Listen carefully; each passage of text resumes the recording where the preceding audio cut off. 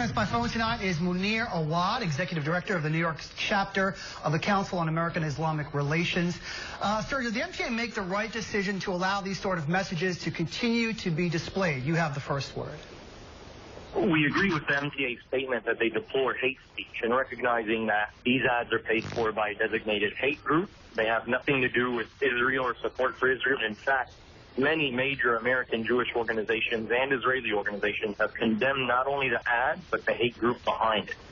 So we do agree that this is deplorable because it is hate speech. We think the MTA could have done more, but we also recognize the freedom of speech. We recognize this hate group's freedom to be racist and to be bigoted. But we also acknowledge a responsibility upon New Yorkers to condemn that bigotry. And that's what we saw today. I think people need to realize not only did the MTA say the speech was deplorable, but you also had mass public outrage. People are shocked that we allow racist ads to be in our subways. People are offended, and they have every right to be.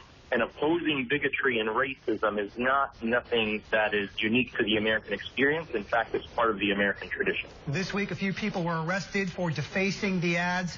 What is CAIR's reaction to that? We've been encouraging people to engage in positive avenues to channel their outrage against this racism. We've asked people to go out there and leaflet, educate people about this. We're hosting a public forum on October 9th to talk about the impact of hate speech and racism on our communities.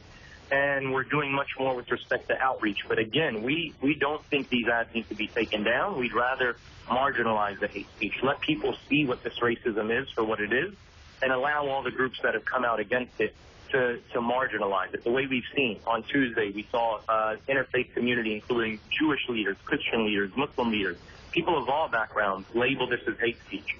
We've seen elected officials who have shied away from it because they don't want to talk about this issue. The MTA is trying to skirt around the issue.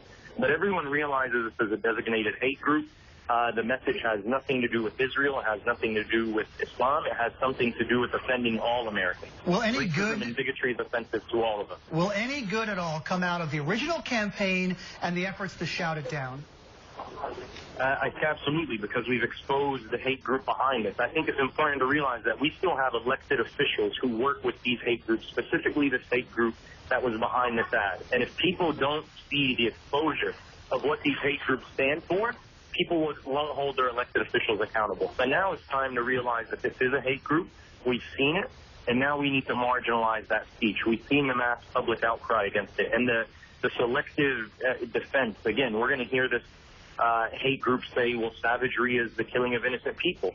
But he is so selective. What about the Norway terrorist? Is that savagery? Yes, he killed innocent people. But you know what? They won't condemn that savagery because he actually based his savagery on the writings of this hate group.